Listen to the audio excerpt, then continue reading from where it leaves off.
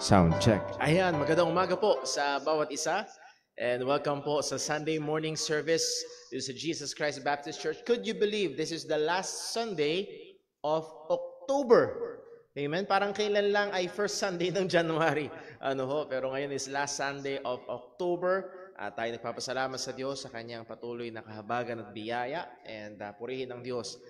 Tayo ay meron pa rin kalakasan at kakayahan upang dumako sa bahay-sambahan at magsama-sama upang purihin at sambahin ang ating Panginoon. Today is a special day because it's the Lord's Day, and mamaya ho magkakaroon tayo ng lunch on church meeting.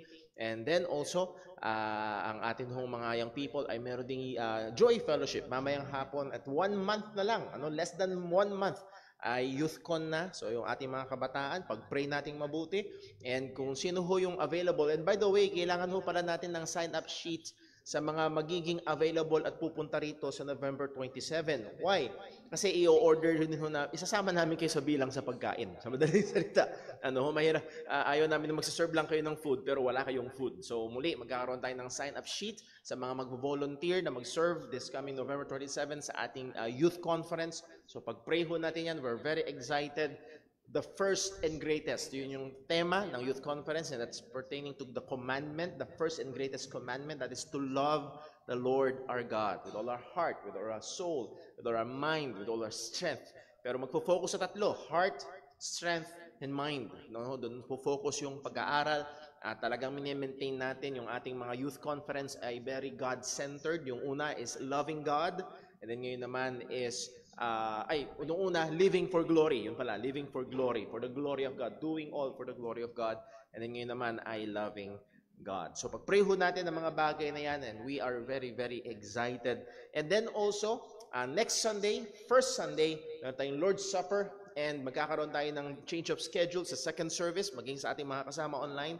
Magandang mapaalalahanan, ang ating second service ay gaganapin sa JCBC Pandi, sapagkat tayo naanyayahan na ating buong church ay in-invite para ho makiselebrate sa kanilang anniversary. So kung kayo ay available, dito tayo ng 2 p.m., magpe-prayer meeting tayo dito, mauuna yung prayer meeting, and then around 3:30,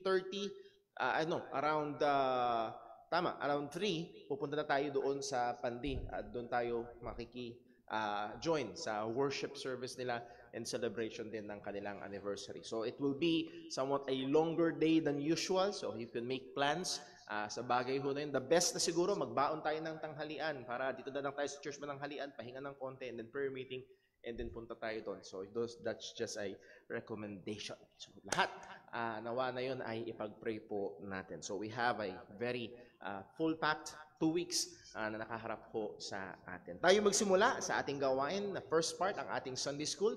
Ilingan natin ang ating tagapagpaawit upang tayo pangunahan. Tayo po ay magstayong lahat sa ating pag-awit.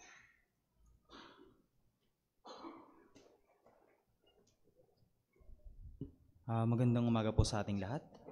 Tayo po umawit sa Panginoon. Awitin po natin, Jesus Saves.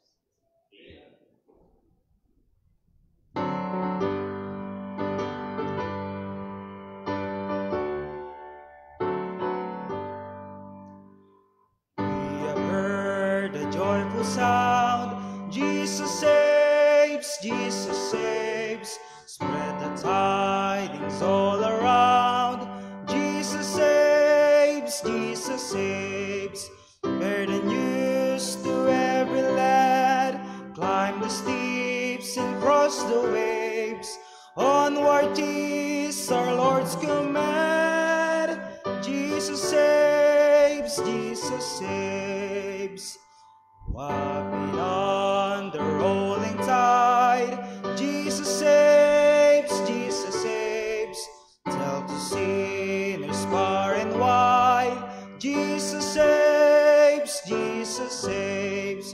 Sing ye islands of the sea, echo back the ocean caves. Earth shall keep her jubilee. Jesus saves, Jesus saves. Sing above the battle's ripe, Jesus saves, Jesus saves. By his death and endless life, Jesus saves, Jesus saves. Sing it softly through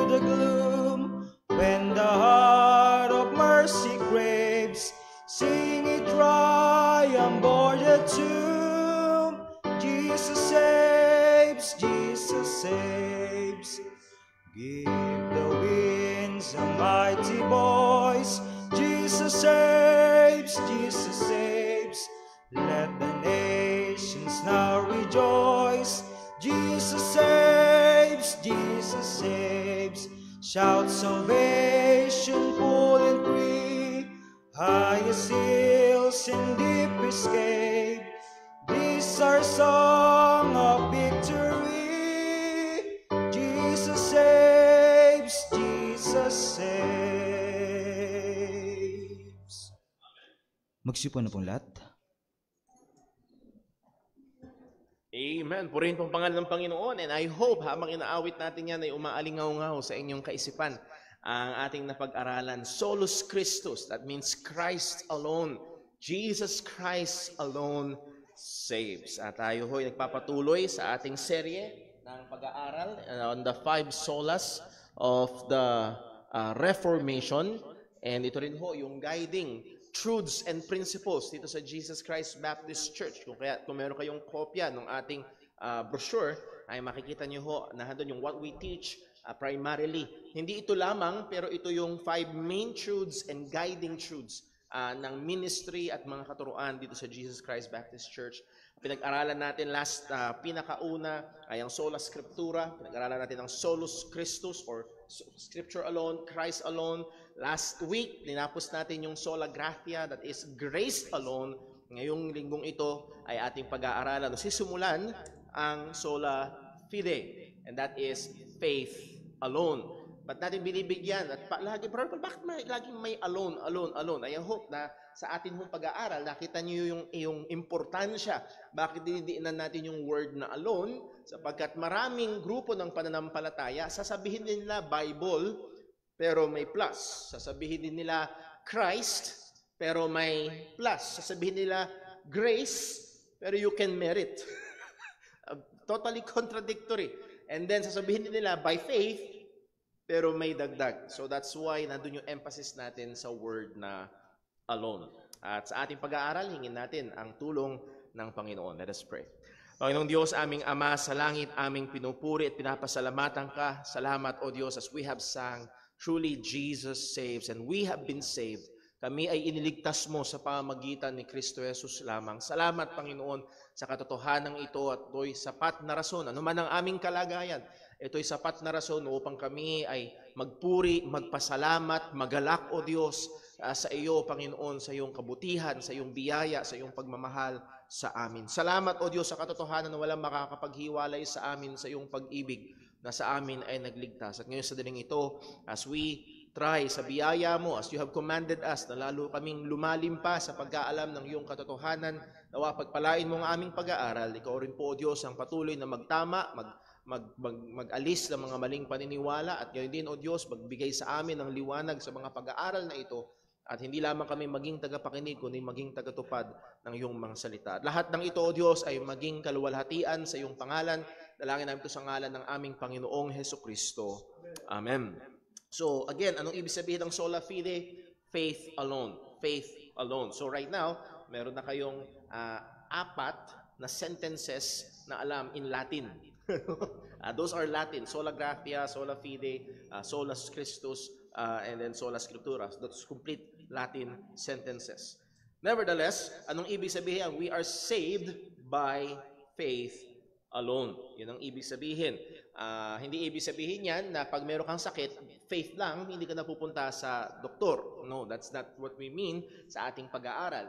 Kino-contain lang natin ito, particularly sa usapan ng kaligtasan. We are saved by faith alone.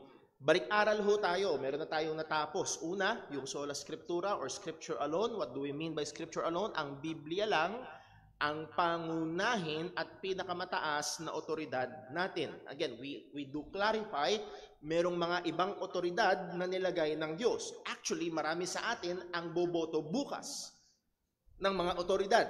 Tama ho ba? At ang Diyos ang naglagay ng otoridad sa lupa. Pero kung meron bang mas mataas sa presidente ng Pilipinas, dito sa Pilipinas? Yes. Sa buhay ng mga Kristiyano, walang iba yun kung hindi ang Biblia. May otoridad ng magulang, pero mas mataas sa kanila ang Biblia. May otoridad sa mga eskwelahan, may otoridad sa lugar trabaho, pero merong mas mataas sa kanila. Walang iba kung hindi ang salita ng Diyos. Kaya nilagay doon yung word na pangunahin at pinakamataas. Hindi ito lamang, kung hindi ito'y pangunahin at pinakamataas. Scripture alone, anong ibig sabihin nito? Na lahat ng katotohanan para sa ating kaligtasan, para sambahin ng Diyos, para mamuhay ng buhay na nakakaluwalhati sa Diyos, ay tinuturong direkta, explicitly or implicitly in Scripture. Then, pinag-aralan natin ang solus Christus. Ano ibig sabihin ng Christ alone? Jesus Christ alone is our prophet, priest, and king. Pinag-aralan natin yung threefold office. Ang kaligtasan ay tanging nakasalalay sa natapos ng gawa ni Jesus bilang tagapamagitan natin. Okay? Din natin. Ang kaligtasan ng sinumang makasalanan ay hindi nakasalalay sa ginagawa ng makasalanan. Nakuha niyo ba? Ito'y nakasalalay sa natapos ng gawa ng ating Panginoong Hesukristo. Christ alone. Tanging ang kanyang buhay ni Jesus, na walang kasalanan, at ang paghahandog ng kanyang sarili sa krus, yung naalala, active and passive obedience of Christ, bilang kapalit natin ang sapat para maituring tayong matuwid sa harap ng Diyos. So yung ginawa ni Jesus, ano yung ginawa niya? Siya'y nabuhay ng perpekto, walang kasalanan, at ginawa ang lahat ng kalooban ng Ama. At siya rin ay namatay para sa ating mga kasalanan. Yung parehong yun ay ikinredit or ibinilang sa bawat tunay na sumasampalataya kay Kristo. At ito lamang ang sapat para ang isang taong makasalanan ay maging katanggap-tanggap sa Panginoon. So right now, kung tayo ay Kristiyano, hindi tayo katanggap-tanggap sa Diyos because of our good performance kahapon. Tayo'y katanggap-tanggap sa Panginoon dahil sa ginawa ni Hesukristo. At kung tayo ay tumitiwala doon. Then, pinag-aralan natin last Sunday, tinapos natin ang grace alone or sola gratia. And mahaba-habang definisyon, ito ang ating pinag-aralan. Ang mga tao ay walang maaaring angkinin sa Diyos. Wala tayong claim, walang obligasyon ang Diyos sa atin. Ibig sabihin, walang obligasyon ng Diyos sa atin, maliban na lang ang makatarungang parusa para sa marami at tahasang mga kasalanan natin. Ano ang obligasyon ng hukom sa kriminal? Ano ang obligasyon ng hukom? Hatulan ng parusa. Tama? Yun ang obligasyon ng Diyos sa atin. At ang lahat ng tao ay nagkasala, guilty. Yun ang obligasyon ng Diyos. Kung ang Diyos ay nagdesisyon, wala akong ililigtas, lahat ng tao sa impyerno pupunta, mananatili siyang matuwid. Pero, as we have studied from Romans 9, nagdesisyon siya na magpakita ng kanyang kahabagan. Hindi lamang yung puot ang kanyang ipinakita, kundi maging yung kanyang kahabagan. Kaya nga, ang sabi tuloy natin, kaya nga, kung magliligtas man siya ang Diyos ng mga makasalanan na siyang ginawa niya sa ilan pero hindi sa lahat, ito ay dahil lang sa kaluguran niyang gawin ito. Again, hindi obligado ang Diyos, pero ito'y kanyang niloob. Ito'y kanyang kaluguran. Sa katunayan, maliban na lang sa biyaya niyang ito at sa gawa ng banal na Espiritu nagbibigay buhay na dumadaloy mula sa biyayang ito, walang sino man ang maliligtas. Naalala niyo yung sinabi ni Jesus, walang makakalapit sa akin, liban na lang na ibigay ng Ama. Walang makasasampalataya kay Kristo, liban na lang na siya ay dalin ng Ama. So ito yung mga malinaw na statements. So again, even yung paglapit natin kay Jesus, kahit yung ating pagsampalataya kay Jesus, biyaya ng Diyos, galing sa Diyos, binigay sa atin ng Panginoon. Kung ang mga pamamaraan ng tao o mga techniques o mga strategies lang ang pagbabatayan, walang kakayahan ng mga ito na magdala ng sinuman para sumampalataya kay Kristo. Again, kabilang si Brother Paul dati sa mga gumagamit lang ng strategies and techniques. Konting dagdag ng sigaw, konting drama, konting patawa para ang mga tao ay lumapit sa harap at papasunurin sa panalangin. Again, 95, 98% napapasunod ko sa panalangin. Madaling gawin yun. Pero hindi yun ang nagliligtas. Dahil ang biyaya ng Diyos ang naglalapit sa atin kay Kristo. Tanging biyaya lamang ng Diyos na ipinahayag sa pamamagitan ng makapangyarihang gawa ng again, liban na kumilos ang banal na Espiritu. 1 Corinthians chapter 2 verse 14, ang natural na tao hindi tinatanggap ang mga bagay ng Panginoon. Bakit? Because they are spiritually discerned. So apart from the working of the Holy Spirit, hindi sasampalataya ang tao sa ebanghelyo ng ating Panginoong Hesukristo.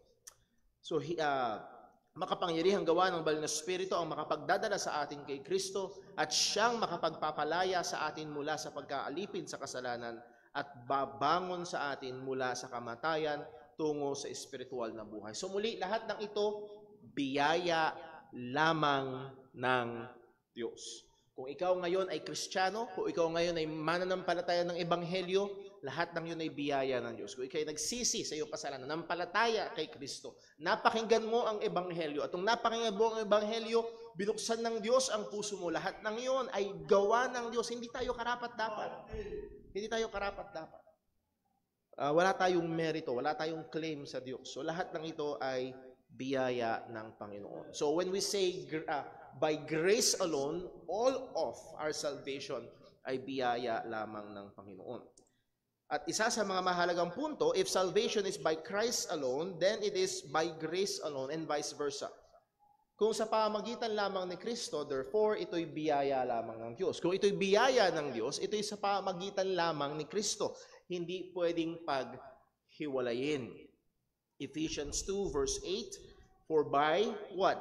Grace are ye saved through faith. Babalikan natin yang mamaya. Sola fide, through faith. And that of yourselves, it is the gift of God. Regalo ito ng Diyos. Not of works, lest any man should boast. And then sa Romans 5 verse 15, napakaganda at napakalinaw, but not as the offense, so also is the free gift. For if through the offense of one many be dead, much more the grace of God and the gift by grace, so paulit-ulit, grace of God, the gift by grace, paano daw? Which is by one man, Jesus Christ. So this saving grace is by Jesus Christ. So muli, yung solus Christus and sola gratia, Christ alone and grace alone, magkasama yan. Hindi pwedeng paghiwalayin. Pag sinabi na ang kaligtasan ay biyaya lamang, ito'y kay Kristo lamang. Pag sinabing kay Kristo lamang, ito'y biyaya lamang. So, dito tayo papasok, sola fide, by faith alone. So, okay, ang kaligtasan ay biyaya ng Diyos sa pamagitan ni Kristo Jesus, pero paano ito nagkakaroon ng epekto sa taong makasalanan? We say, well, according to the scripture, it is by faith alone. Define natin, anong ibig sabihin ng faith alone? Ang justification, o yung pag-aaring ganap sa atin, o paghahayag ng Diyos na tayo ay ganap sa kanyang harapan, o katanggap-tanggap, ay kapahayagan ng Diyos na nakabatay sa gawa ni Kristo. Ito ay dumadaloy mula sa biyaya ng Diyos at nakakarating sa isang individual, hindi sa kung hindi sa kung ano ang pwede niyang gawin, kung hindi sa pamagitan ng pananampalataya lang. Pwede nating sabihin ang kabuuan ng doktrinang ito na ang justification ay gawa ng Diyos kung saan idineklara niyang matuwid ang mga makasalanan dahil lang kay Kristo, Christ alone, batay lang sa kanyang biyaya, grace alone, sa pamagitan lang ng pananampalataya, faith alone. So makikita natin, according to Scripture alone, it's by Christ alone, by grace alone, through faith alone. So hindi ito magkakahiwalay. Ito ay mga magkakaduktong at magkakasamang katotohanan. Muli, anuman ang tinuturo, kung hindi sang-ayon sa salita ng Diyos, ay dapat tanggihan. Anuman ang doktrina, kung hindi sang-ayon sa salita ng Diyos, ay dapat hindi paniwalaan. Pero ito'y malinaw na sinasabi ng salita ng Diyos. And let me just present biblical verses or Bible verses. Ephesians 2. We have looked at it earlier. Ang sabi, for by grace are ye saved And paano daw sila naligtas? Biyaya. At paano ito nagkaroon ng epekto sa kanila? Through faith. Sa pamagitan ng pananampalataya. And that not of yourselves. Kahit ito ay hindi sa inyong sarili. Ito'y galoob, bigay ng Diyos, regalo ng Diyos. Not of works, lest any man should boast. By the way, baka meron ho dito hanggang ngayon na ang inyong tinitindigan ay dahil sa gawa ninyo. Dahil mabait kayo, pupunta kayo ng langit. Dahil nagsisimba kayo, pupunta kayo ng langit. Malinaw na malinaw ang salita ng Diyos, not of works. Bakit? Kung nakasalalay sa gawa mo, magyayabang ka.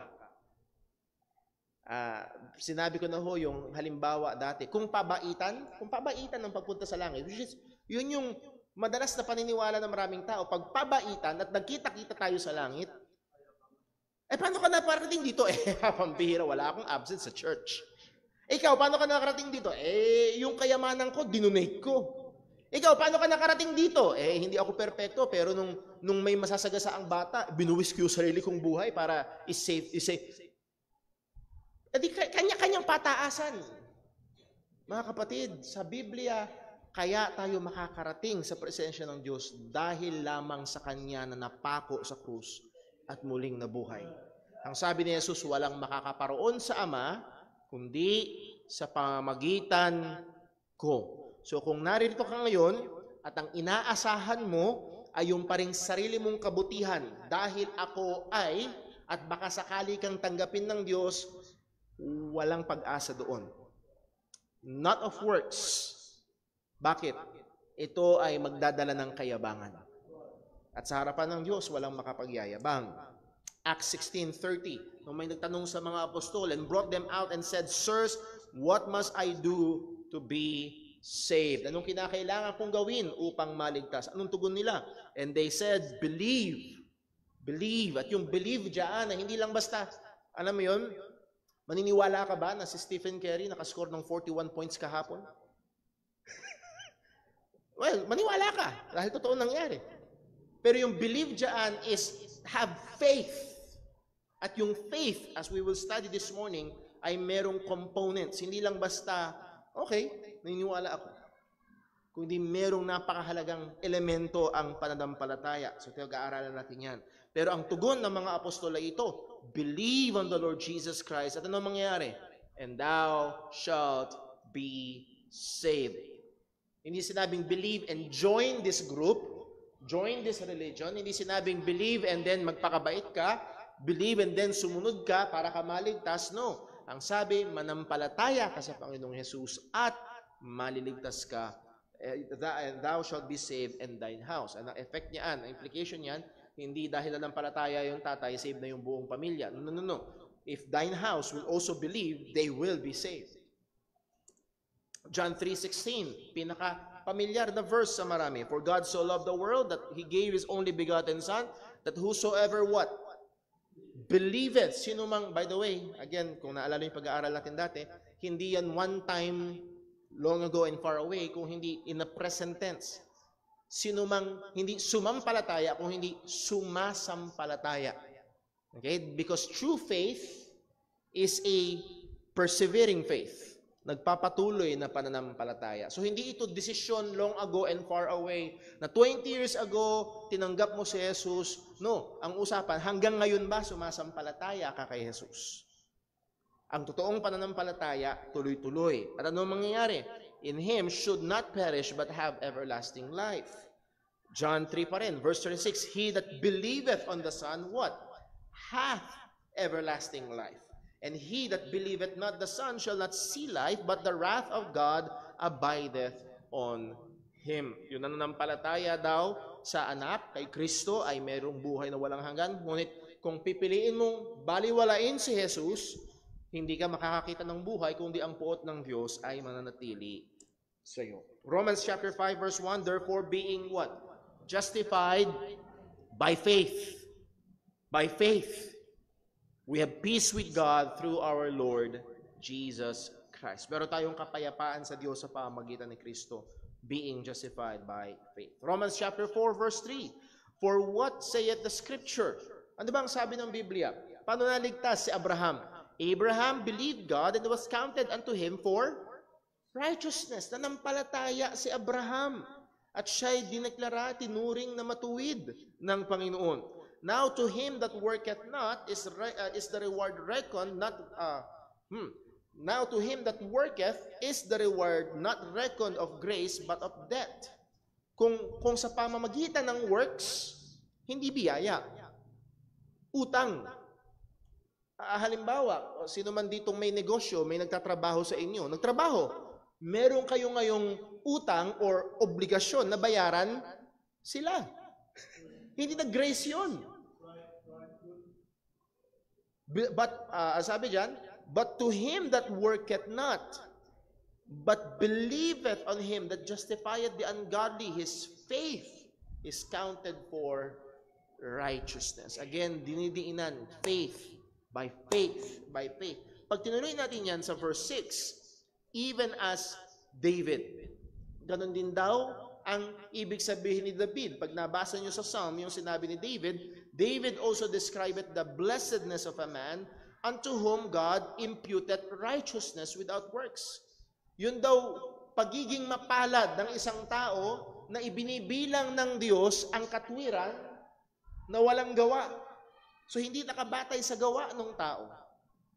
Saying, ano yung sinabi ni David? Blessed are they whose iniquities are forgiven, whose sins are covered.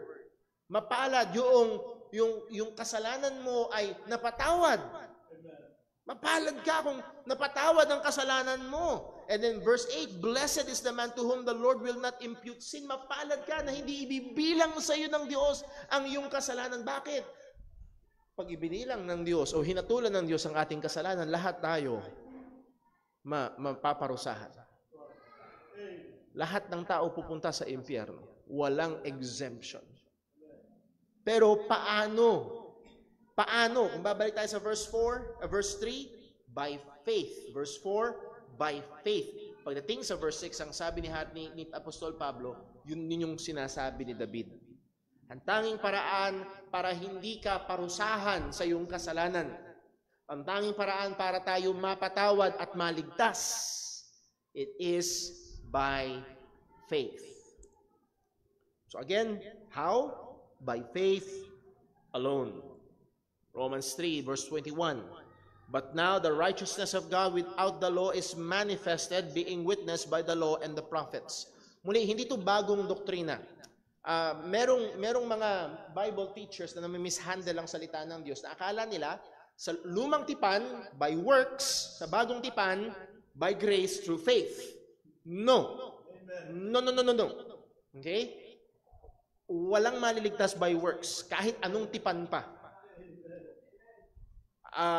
Ang sabi ni Apostol Pablo, but now the righteousness of God without the law is manifested, at mahalaga yung sinabi, being witnessed by the law and the prophets. At again, yung sinabi ni Pablo, law and the prophets is a technical term pertaining to the Old Testament. Ito daw katwiran ng Diyos na hiwalay sa gawa ng kautusan ang siyang pinapatotohanan ng lumang tipan. Ito na yung mensahe sa lumang tipan. Hindi nagbabago. Okay? Hindi may ibang paraan ng kaligtasan ng Old Testament, then may ibang paraan ng kaligtasan sa No. Isang paraan lamang ng kaligtasan. Walang iba. Even the righteousness, verse 22, the righteousness of God, yung katwiran na galing sa Diyos, paano? Which is by faith of, muli, unfortunate translation, in. Hindi pananampalataya ni Kristo, kundi pananampalataya kay Kristo. Para bang fear of God, the fear of God. Sa Bible, lalo na sa Proverbs, Psalms, the fear of God, takot ng Diyos o takot sa Diyos? Takot sa Diyos. So even using the faith of Christ, hindi pananampalataya ni Kristo, pananampalataya kay Kristo. Yun ang punto. Which is by faith of or in Jesus Christ, kanino daw? Unto all and upon all them that join the Baptist Church. Obey the Ten Commandments. No. Unto all and upon all them that believe. By faith alone. For there is no difference. Walang pagkakaiba. Ano ba yung pagkakapare-pareho ng bawat isa? For all have sinned and come short of the glory of God. Ano man ang kulay ng iyong balat, ano man ang iyong lengguwahe, ano man ang natapos mo sa pag-aaral, ano man ang relihiyon mo, ito ang pagkakapare-pareho. Lahat tayo ay nagkasala laban sa Diyos. Therefore, ang tanging pag-asa natin ay sa pamagitan lamang ng biyaya ng Diyos kay Kristo Jesus, at kung tayo sasampalataya sa ginawa ni Kristo Jesus, hindi tayo mapapahamak, kundi merong buhay na walang hanggan. By faith alone. Romans 3 verse 27, where is boasting then? Nasaan ngayon yung pagyayabang? Malinaw na. It is excluded. It is excluded. Walang lugar ang pagyayabang pagdating sa kaligtasan. By what law of works? Nay. Hindi yan nay. Hindi. Nay. Old English. No. It's not by the works of the law, but by the law of faith. Again, faith alone. Therefore, we conclude, and sad to say, maraming relihiyon is not of the same conclusion. Hindi pareho ang conclusion nila. We conclude that a man is justified by faith.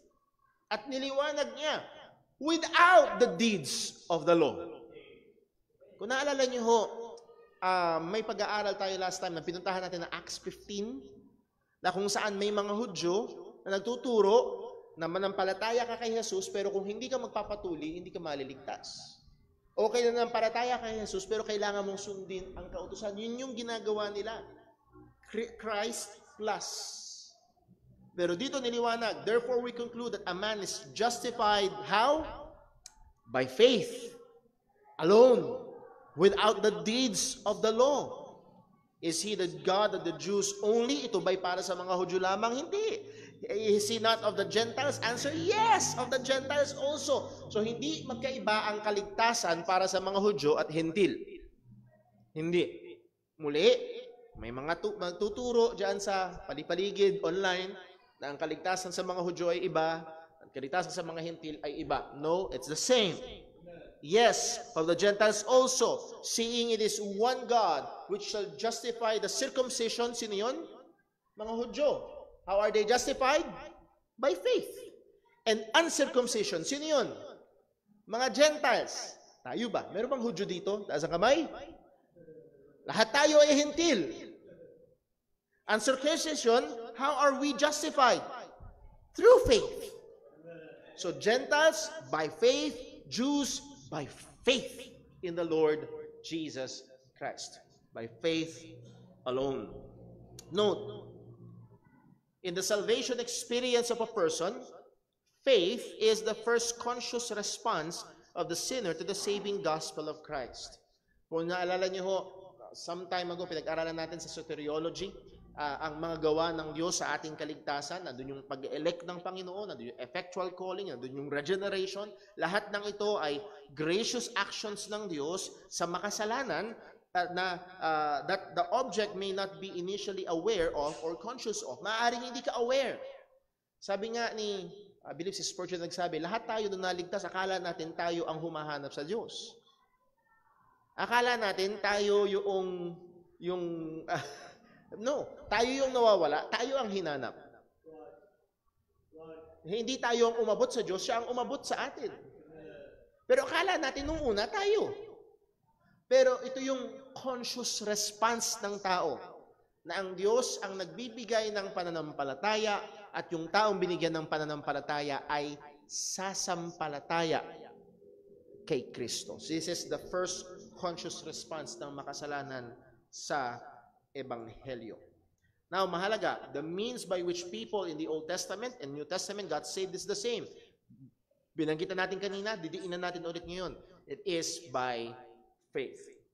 Si Abraham, sa Romans chapter 4, verse 3, napasadahan na kanina, for what said the scripture, Abraham believed God and it was counted unto him for righteousness. Si David sa verse 6, even David, ganun din daw si David, ang paraan ng kaligtasan ay sa pamagitan ng pananampalataya.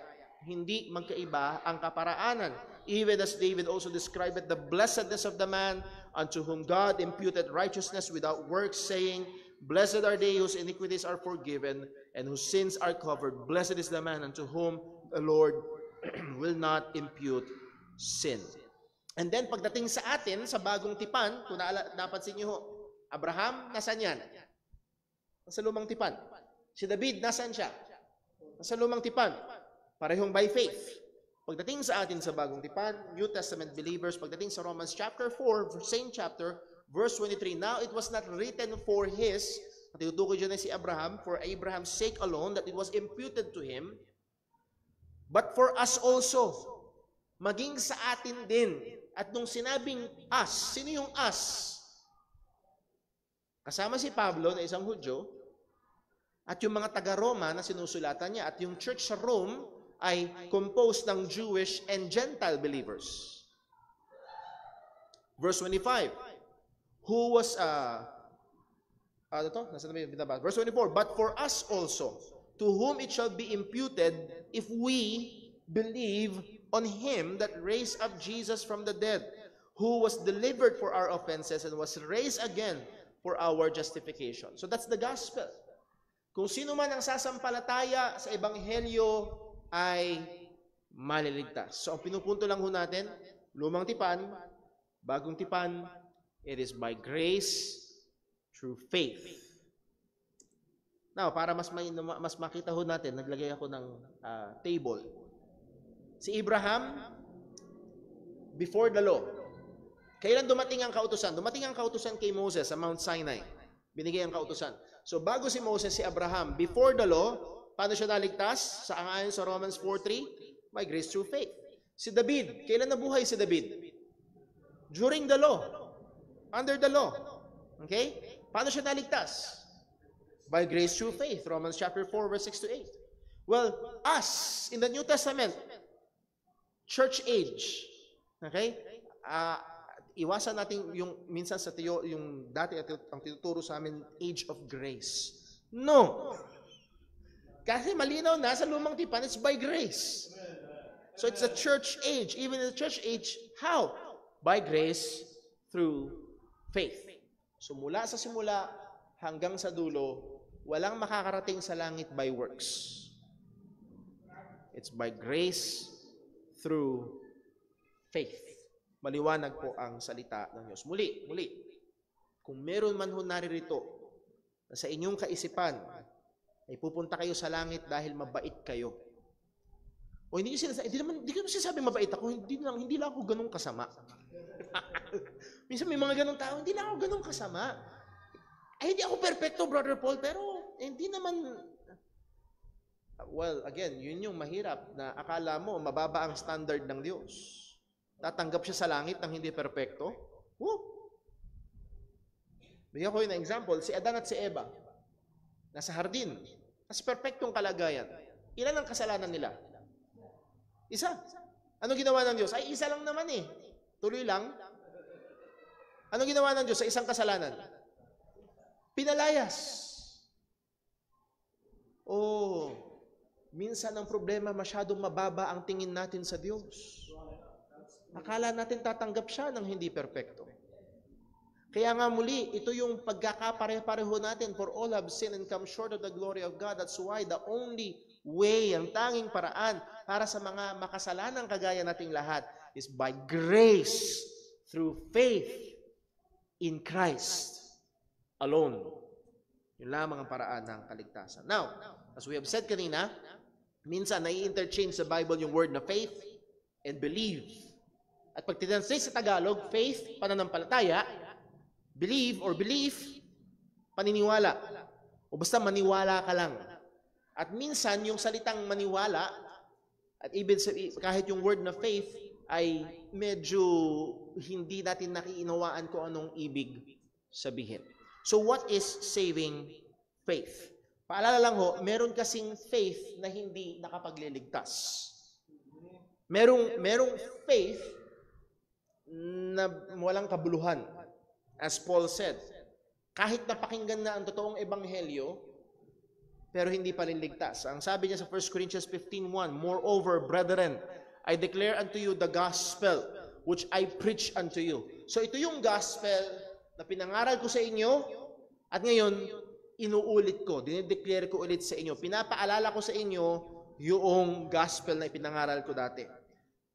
which I preach unto you, which also ye have received, ito'y tinanggap nyo, wherein ye stand, ito'y pinanantilihan nyo. By which also, sa pamagitan din naman ito ng Ebanghelyo, ye are saved. They are saved by the gospel of Christ. If ye keep, again, very unfortunate translation. Pag pinag-aralan nyo ho, even just comparing other English versions, yung word na memory ay wala dyan. We are not saved by memorization. Okay? If ye keep, or ang mas tamang translation dyan, if you hold fast, ibig sabihin ay hindi mo binibitawan. If ye keep what I preach unto you. Bakit? Ibig sabihin, kung bibitawan mo yung ebanghelyo, sabi ni Pablo, you have believed in vain. Maaaring nung unang nilang napakinggan si Pablo, oh, we received Jesus. Pero pagkatapos ng 5 taon, wala na. Ang sabi ni Pablo, you have believed in vain. Walang kabuluhan ang inyong pananampalataya. Ano mang kapahayagan nila noon, ay walang kabuluhan. That means, hindi sila ligtas. Hindi totoo. So, as we have said nga kanina, we are not saved by quote-unquote faith 20 years ago. But faith na nagpapatuloy hanggang ngayon. Dahil kung wala na ngayon yun, it's vain. Walang kabuluhan. Anong ibig sabihin ng walang kabuluhan ho dyan? Walang laman. Hindi to. Nakakita na kayo ng mga props. Bisan dito sa church, may props tayo. Naalala niyo ho, may Christmas tree. Mga young people, kailangan natin ilagay yon. Tapos meron tayong malalaking box ng regalo. Naalala ko ho yung anak kong si Timmy. Tuwang-tuwa, nung unang makita yon. Pero pag ano niya, walang laman. Props. Walang kabuluhan. At sad to say, maraming mga tao ang kanilang pananampalataya, props lang. Props lang. At madalas props lang pag araw ng linggo. Pero wala Lunes hanggang Sabado. Walang laman. Walang epekto. Wala. Unless you have believed in vain. I will just read a quotation from J.B. Fesco. Saving faith is faith that not only knows and comprehends the facts about the gospel of Jesus Christ, but also trusts in the person and work of Jesus Christ alone for salvation. Napakaganda nung kanyang ginawa. Hindi lang basta alam mo at nauunawaan mo. At maraming mga tao, lalo na dito sa ating bansa, 70% predominantly Roman Catholic, alam ang ebanghelyo. Si Kristo'y namatay, si Kristo'y nabuhay. Alam ba nila ang ebanghelyo? Yes! Pero hindi yun pananampalataya. Kuha niyo ho? At yun ang napakamapanganib. Na baka meron ho nanay dito. At naririnig nyo pa ulit-ulit, ebanghelyo, si Kristo'y namatay para sa ating muling nabuhay. Alam ko naman yun, Brother Paul. Ba't ba ang kulit-kulit mo? Pero hindi sapat na alam mo lang.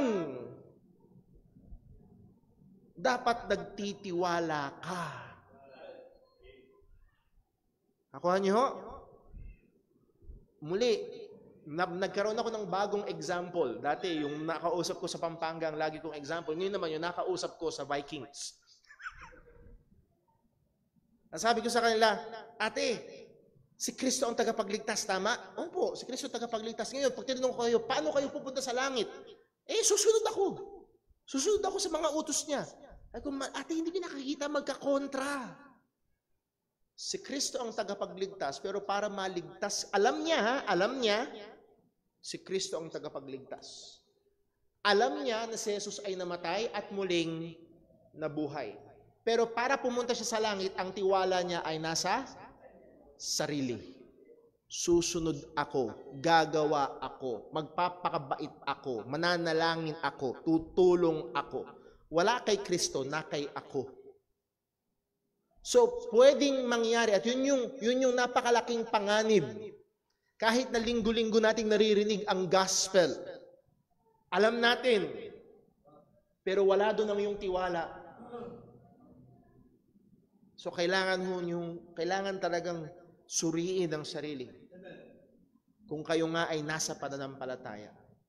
Baka meron dito, alam mo ang ebanghelyo, lumaki ka sa church. Yun yung isang danger ng mga kabataang laki sa church. Okay? Salamat sa Diyos, lumalaki sila sa church.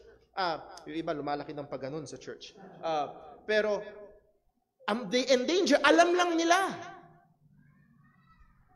Pero hindi totoong sinasampalatayanan. What are the elements of true saving faith? Una, merong knowledge or notisya. Faith has an intellectual content. Okay? Hindi pwedeng, sumasampalataya ako! Ano yung sinasampalatayanan mo? Hindi ko alam, basta sumasampalataya ako. Nonsense. Ang pananampalataya ay merong lamang katotohanan. Dapat alam yun. Sabi, on this level, faith understands the meaning of gospel propositions or statements or assertions. 1 Thessalonians chapter 4, verse 14, for if we believe, faith yan. At ano yung content? That Jesus died and rose again. That's information. That's truth. At kung wala yung truth, walang faith. Nako. So, kailangan ng knowledge, kailangan ng truth na alam ng tao. Kaya nga, kailangan nating ihayag ang ebanghelyo ng kaligtasan. Ipaalam sa mga tao ang ebanghelyo ng kaligtasan. Now, hindi lang basta alam. Sabi sa John 20, verse 31, but these are written that ye may believe, meron pa rin content, that Jesus is the Christ, that is the Messiah, the Son of God. Again, that is proposition, that is knowledge, truth content, na kailangang sampalatayanan para maligtas. And believing that ye might have life through His name. So una, kailangan ng knowledge, particularly ang gospel. Si Jesus na tagapagligtas, ang anak ng Diyos, nagkatawang tao, na namuhay ng walang kasalanan, namatay sa krus para sa ating mga kasalanan, at muling nabuhay para sa ating kaligtasan. Kailangan mong malaman yun. Now, hindi sapat na alam mo lang. Kailangan, there is assent. A census, that means faith gives intellectual assent or approval. Dahil merong mga tao, halimbawa, kagaya ng mga Muslim, i-share mo si Kristo, by and large, sa Muslim, no. Hindi nila tatanggapin. Maraming mga tao, actually, mas maraming mga tao ang tumatanggi at yung iba hindi pa alam ang patungkol kay Kristo. At yung iba kahit, halimbawa, isang atheist, hindi naniniwala sa Diyos, kahit bahagian mo patungkol kay Kristo, wala. They will hear, they will have information, pero wala silang pag-agree. Okay? So now, narinig mo ang ebanghelyo ni Kristo. Ngayon, nag-a-agree ka, okay, Brother Paul, naniniwala akong si Jesus ang tagapagligtas. Okay na ba? Faith na ba? Sapat na ba yun? Magbigay lang tayo ng warning. Mere knowledge, even accurate and true knowledge of the truths of the gospel does not mean salvation. Tayo ay mag-ingat. The danger of pressuring a decision without persuasion of the truth. Mag-ingat po tayo sapagkat maraming mga churches, ang ginagawa nila, they pressure or even manipulate for decisions and not persuasion ng truth. Ganun ako dati. Ang goal ay mapasunod sa prayer ang tao. Hindi maunawaan ang ebanghelyo. At pag sumunod sa prayer, saved na. Again, that is not biblical. Ang sabi sa Acts 17 verse 2, and Paul, as his manner was, anong ginagawa ni Paul? Went in unto them doon sa synagogue, and 3 Sabbath days, reasoned with them out of Scripture. Ibig sabihin nung reason, nagpaliwanag siya. Opening and alleging. Yung opening dyan, parang naglalatag siya ng ebidensya. He's alleging, nangungumbinsi siya. So hindi siya nagmamanipula. Pinapatunayan niya that Christ must need have suffered and risen again. That's the gospel. And that Jesus whom I preach unto you is Christ. In evangelism, ito yung application sa atin. In evangelism, we stir up faith by intelligent and clear persuasion, not by calculating presentation or emotional manipulations. Kaya ho sa, napapansin nyo sa ating mga pag-aaral, nagle-layout tayo ng mga verses, binibigyan natin ng konteksto. Ang goal ho talaga ay makumbinsi. At kung hindi makumbinsi sa katotohanan, paano sasampalataya? At ganun din sa pag-evangelize. Kapag ang goal ng nag-evangelize ay mali, ang goal niya lang ay mapasunod sa prayer, mapapunta sa harap ang tao, that's missing the point. Dapat maunawaan at ma-persuade sila. At pag naunawaan at na-persuade sila, dun pa lang pwedeng magkaroon ng tunay na pananampalataya. Muli, what I'm saying, pag sinabing intelligent, hindi dapat first honor ka. Hindi yun. Kung hindi nandun yung effort natin para maging maliwanag. It may be through explanation, illustration, at ilang mga paraan para mapaliwanag natin sa kanila. Muli, ang sabi ni Kristo, ang walang sakit, hindi nangangailangan ng manggagamot. As far as I try to evangelize, yun ang isa sa pinakakailangan nating gawin dito sa Pilipinas. Ipakita sa mga tao na meron silang sakit. Not physically, sila'y makasalanan. Maunawaan nila yon. At hindi lang sipat na, naniniwala ka ba na kayong makasalanan? Hindi. Kailangan nilang maunawaan anong epekto nun. Kung siya'y makasalanan, nasa ilalim siya ng puot ng Diyos, nasa ilalim siya ng hatol ng Panginoon, at ang tanging pag-asa niya ay si Kristo lamang. 2 Corinthians chapter 5 verse 11, knowing therefore the terror of the Lord, anong sabi ni Pablo? We manipulate men? No, we persuade men. Nangungumbinsi.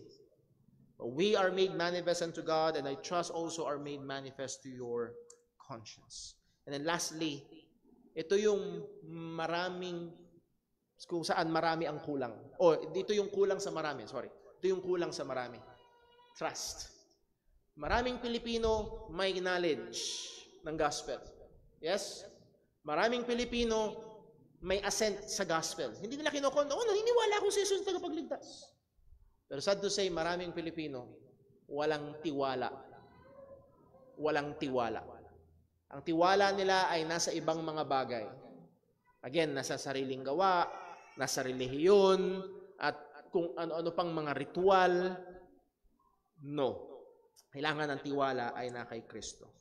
At kaibat noong tiwala na yan ay nandun yung commitment and pagpapailalim kay Kristo. Hindi yan maihiwalay. Point, the distinctive of saving faith is trust. Ito yung nagbibigay ng kakaibahan sa may alam lang sa totoong mananampalataya, merong totoong tiwala. Trust in the substance or the proposition, yung gospel na si Kristo'y namatay at muling nabuhay at merong kang tiwala doon. Hindi lang basta alam mo, hindi lang basta nag-a-agree ka, kundi may tiwala ka. And that's the question sa bawat isang naririto. Maaaring for ilang dekada, alam mo na si Kristo ang tagapagligtas. Alam mo na siya'y namatay sa krus at muling nabuhay. Pero this is the question, dumating na ba sa buhay mo na tunay kang nagtiwala na siya lang ang magliligtas sa'yo? Hindi yung ginagawa mo kung hindi yung ginawa niya. At yun yung nagse-set apart sa totoong pananampalataya. Knowledge alone is not saving faith. Sabi sa Hebrews chapter 4 verse 2, for unto us was the gospel preached as well as unto them. So nalaman nila ang gospel, na-preach din sa kanila Pero itong problema, but the word preached did not profit them. Yung napakinggan nila, yung nalaman nilang ebanghelyo, walang pakinabang. Bakit daw? Not being mixed with faith in them that heard it. Napakinggan lang pero binaliwala. Assent alone is not saving faith. Hindi porket agree ka. Merong example dito sa Acts 26 verse 27. Si King Agrippa, ang sabi ni Pablo, King Agrippa, believest thou the prophets? I know that thou believest. Then Agrippa said unto Paul, almost thou persuadest me to be a Christian. Wala siyang disagreement sa mga sinabi ni Pablo. Hindi niya kinontra, hindi niya sinabi hindi ako naniniwala, pero muntikanan na.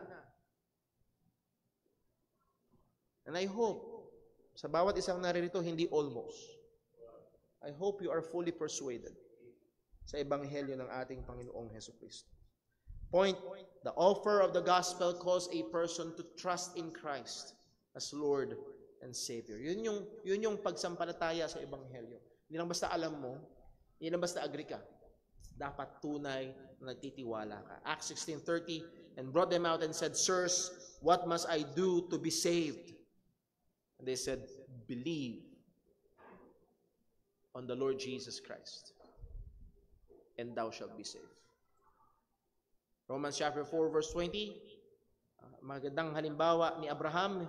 Si Abraham, staggered not at the promise of God through unbelief, but was strong in faith, giving glory to God, and being fully persuaded that what he had promised, he was able also to perform.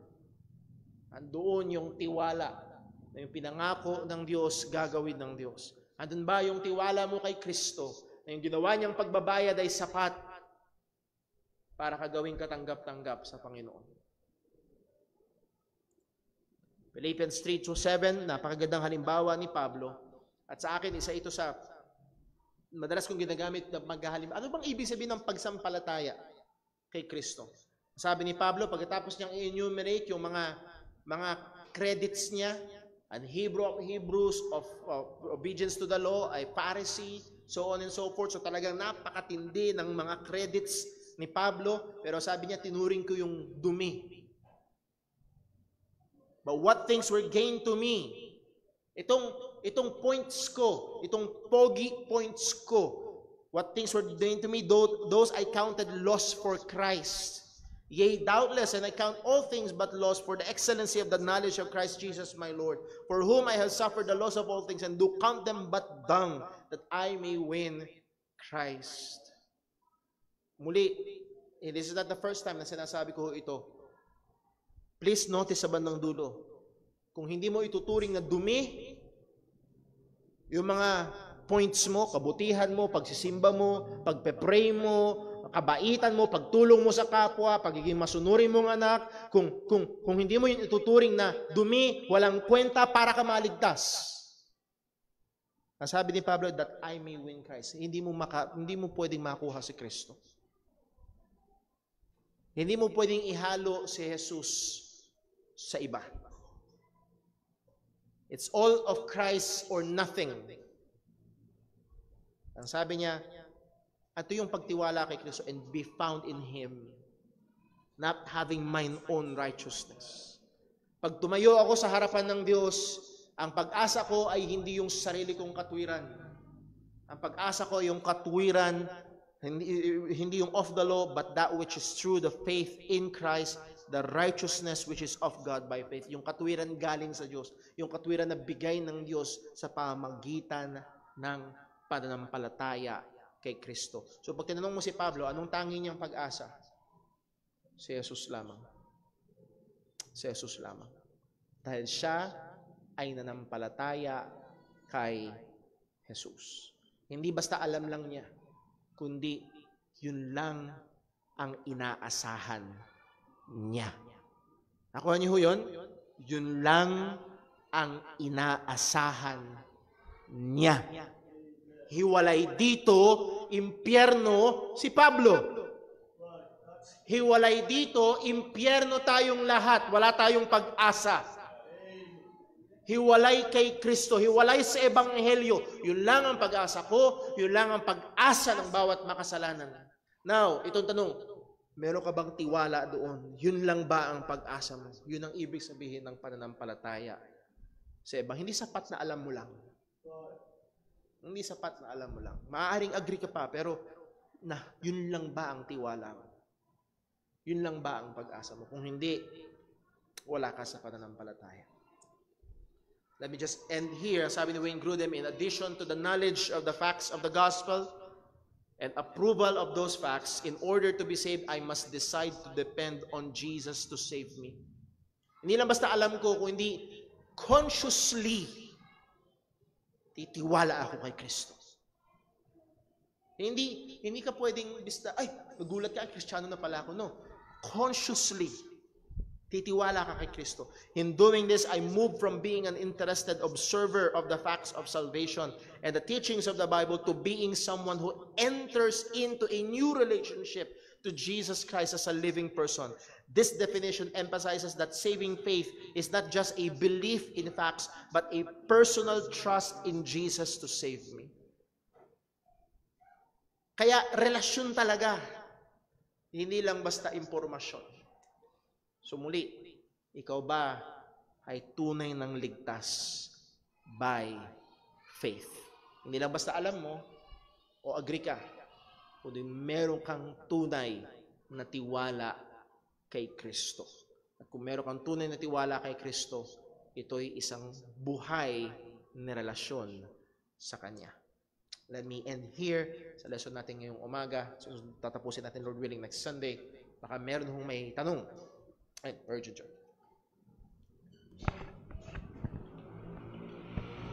Good morning po sa lahat. Morning po.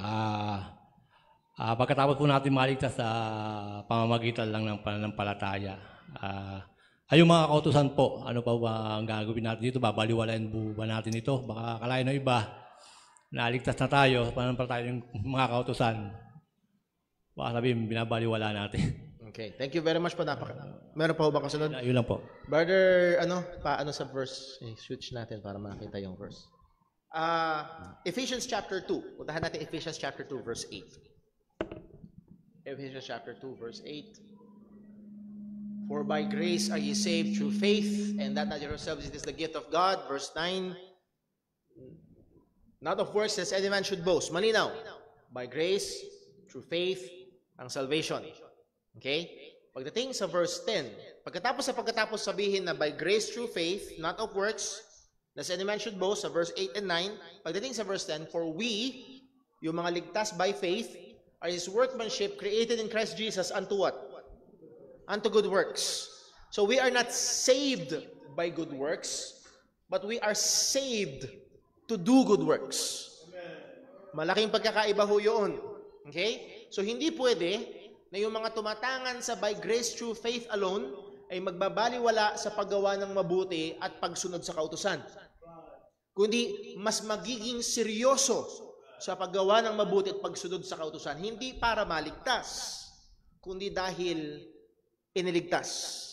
And we are saved to do good works. Kaya kung meron sanang mas seryoso sana sa paggawang mabuti, ay ang mga Kristiyanong naligtas sa biyaya ng Panginoon. This, we are saved by grace through faith to do good works. So that's yung basic na pagkasagot natin doon. Ano ngayon ang relasyon natin sa kautusan? Ito ay kailangan nating sundin, hindi para maligtas, kundi dahil tayo ay iniligtas ng Panginoon. Meron pa ho ba? Or Dave? Good morning po. Morning Hindi po din ba yung pananampalataya po natin, yung faith po natin, hindi natin pwedeng pamana Opo. sa mga anak natin, Opo. asawa natin. Opo. Ba't po doon sa Acts 16:30-31, tinanong po yung Philippian geno kung ano gagawin. Mhm. Ang sagot po, believe, and you will be saved in that house. Opo. Yun ang gusto niya po. Okay, thank you very much po. Yes, malinaw ho.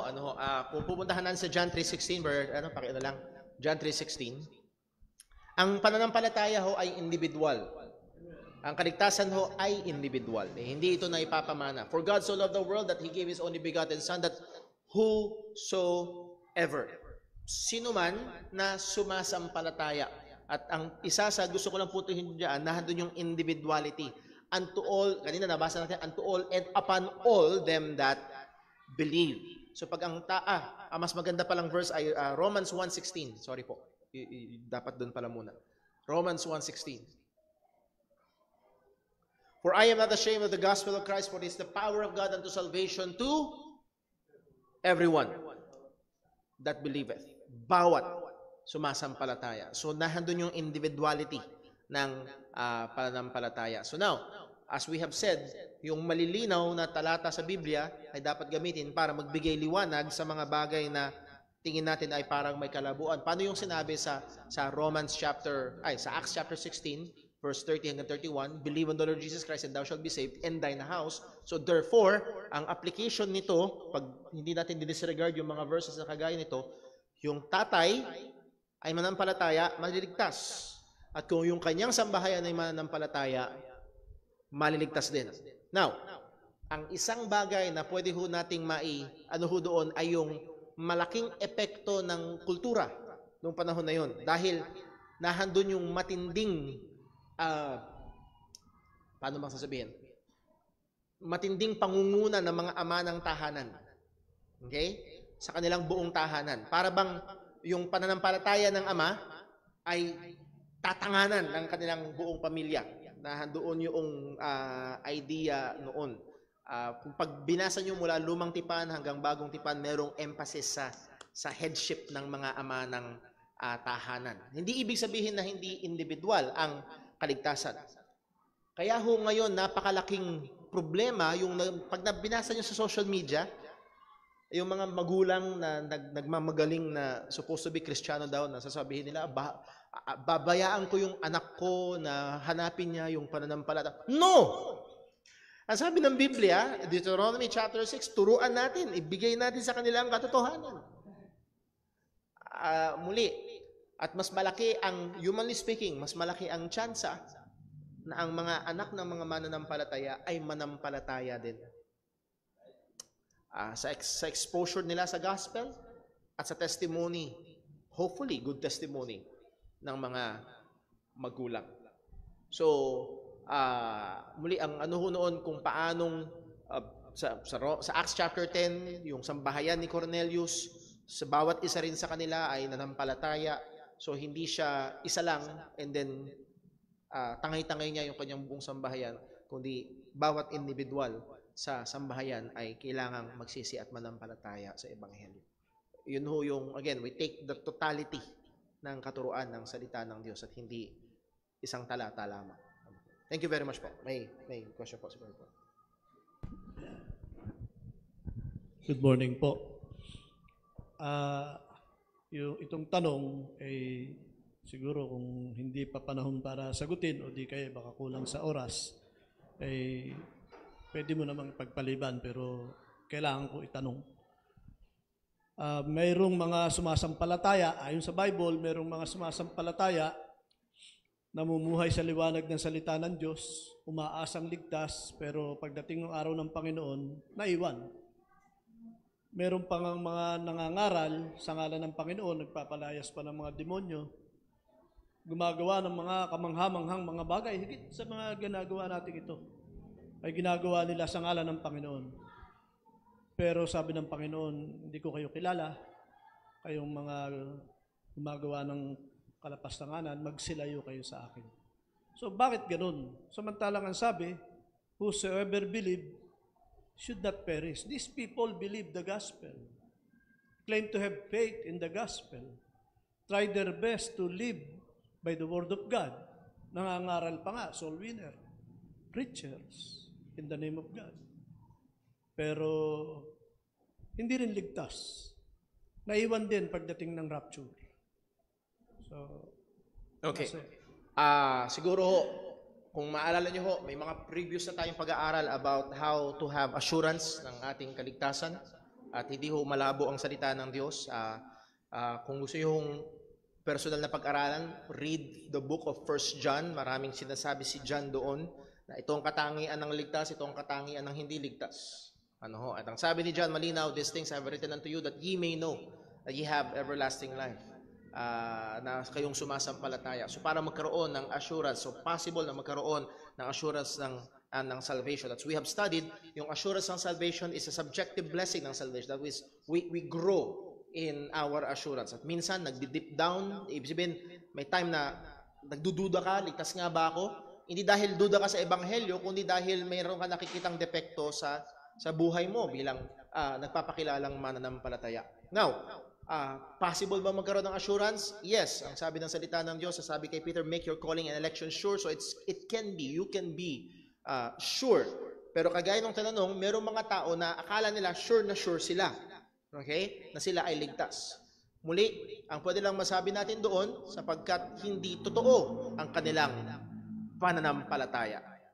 Hindi tunay na sila ay mga Kristiyano na wala tayong ganong ka-details. Ang sinabi sa Matthew chapter 7, kung makikita din sa verse 21, Matthew chapter 7 verse 21, ang sabi ni Kristo doon, hindi lahat na tumatawag sa akin, Panginoon, Panginoon, ay papasok sa kaharian ng langit. Not everyone that said unto me, Lord, Lord, shall enter into the kingdom of heaven, but he that doeth the will of my Father which is in heaven. Verse 22. Many will say unto me in that day, Lord, have we not prophesied in thy name, and in thy name cast out devils, and in thy name have done many wonderful works. Please notice, lahat ng ito is external. Okay? Nangangaral sa pangalan ni Jesus, nagpapalayas pa ng demonyo sa pangalan ni Jesus, maraming ginagawa sa pangalan ni Jesus. So they claim the name of Christ, they do things in the name of Christ. Pero hindi porket may panglabas ay tiyak at totoo sa pangloob. Pero mga kapatid, sa Biblia, kung merong totoo sa pangloob, ito ay lalabas. Nakuha niyo ho? So hindi pwedeng from the outside in. Sa Bible, it's from the inside out. Meron munang pagbabago, yung bunga ng banal na spirito na yung gawa ng banal na spirito sa buhay ng mga mananampalataya, ito ay lalabas. Pero hindi porket may makikita ka sa labas, ay garansya na. At baka mamaya, meron dito nalalagay sa ganyang kalagayan. Hindi mo sinabing, Lord, hindi mo sinabing nagpa-prophesy, nagkakasa, Lord, in thy name, I attended this church. In thy name, kumpleto ang attendance ko. In thy name, choir member pa ako. In thy name, ganito ginagawa ko. Muli, if that is the only basis mo ng iyong assurance, which is outside external deeds, napaka mapanganib na kalagayan ho yaan. Okay? So, ang isang masasabi natin doon, external deeds is not the best basis or measurement or standard para magkaroon tayo ng assurance of salvation. Kung hindi, makikita natin, kung pupunta tayo sa 1 John chapter 2, magbigay lang tayo ng isa o dalawa siguro. At dito tayo matatapos. 1 John chapter 2, verse number 2. Hanapin ko pa yung isa. 1 John chapter 2, and this is, verse 3. And hereby we do know that we know Him. Again, that's the word of God. Sa pamamagitan nito, nalalaman natin na kilala natin siya. Paano mo malalaman na kilala mo nga ang Diyos? Paano mo matitiyak na meron kang relasyon sa Kanya? If we keep His commandments. Verse 4. He that saith, I know Him, bukang bibig na lang niya, Kristiyano ako, and keepeth not His commandments is a liar, and the truth is not in him. So one of the basis of assurance is our, in relation na rin sa tanong kanina, is our keeping of God's commandments. Again, we are saved to do good works. Pero kaya nagpapakilalang Kristiyano, pero wala kang good works, wala kang active obedience sa mga, wala kang basis para tumindig na ikaw ay, so muli, hindi isang bagay lamang, kung hindi it's a, sa book of 1 John, maraming mga bagay na magbibigay sa iyo ng assurance. Hindi para ka maligtas, kundi magkakaroon ka ng katiyakan na ikaw ay ligtas. Sa 1 John chapter 3, last na po, dito na tayo matatapos. 1 John chapter 3.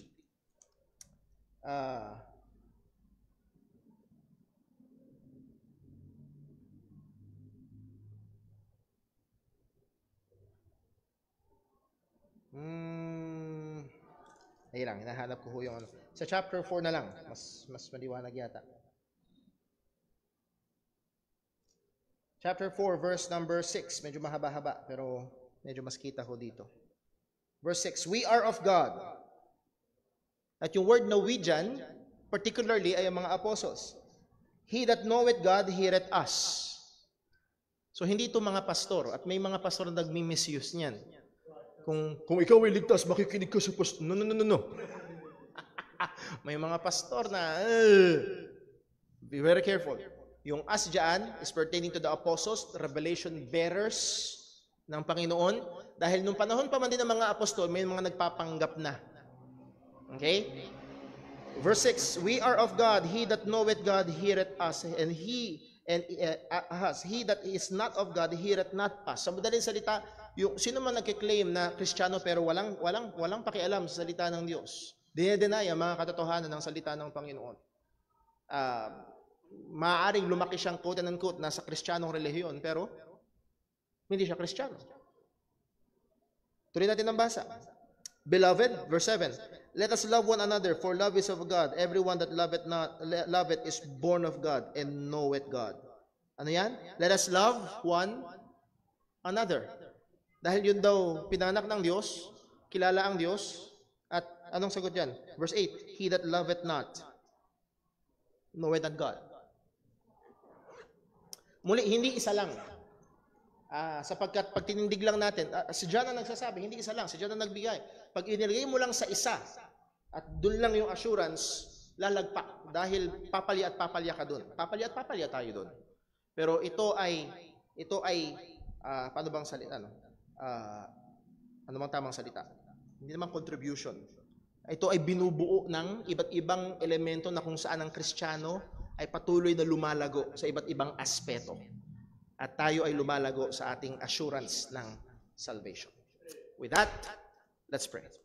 Panginoong Diyos, aming Ama sa langit, maraming salamat po sa biyaya mo, sa katapatan mo. Salamat, O Diyos, lalo't higit sa pagliligtas mo. Salamat, Panginoon, sapagkat sangayon sa iyong salita, ayaw namin sa iyo. Ayaw namin sa liwanag, ayaw namin kay Kristo. Pero ikaw ay nahabag sa amin. Binuksan mo ang aming mga puso, isip at mga mata upang makita ang aming Panginoong Hesus at kami sumampalataya sa Kanya. Salamat, Panginoon, sa iyong pagliligtas sa amin. At nawa, as we have studied, kami niligtas mo para gumawa ng mabuti. Nawa makita ito sa aming mga buhay. At nawa bilang mga mananampalataya ay patuloy kaming lumago pa sa pagkaalam ng iyong katotohanan, pamumuhay ng sang-ayon sa iyong kalooban. Pagpalain mo po ang time ng aming fellowship at ikaw po patuloy na mag-ingat sa amin hanggang sa aming paghanda sa pagsamba. Dalangin natin sa pangalan ng aming Panginoong Hesukristo. Amen. Magkaroon ho tayo ng 15-minute break, 10:03 sa ating orasan. Magsisimula ho ang ating worship service. God bless po.